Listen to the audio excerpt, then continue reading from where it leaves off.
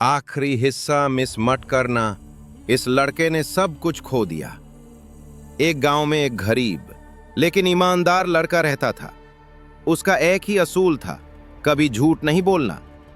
एक दिन उसे सड़क पर पैसों से भरा हुआ एक थैला मिला। लोगों ने कहा, रख लो, कोई नहीं देख रहा।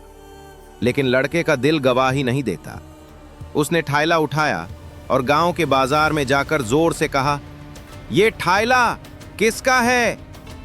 थोड़ी देर बाद थैले का असल मालिक आ गया। थैला वापस मिल गया, लेकिन उसी दिन लड़के की नौकरी चली गई। लोग हंसने लगे और कहने लगे, ईमानदारी का यही नतीजा होता है।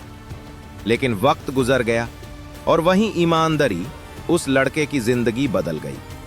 आज वो सकू में है क्योंकि उसने अपना ज़मीर जिंदा रखा।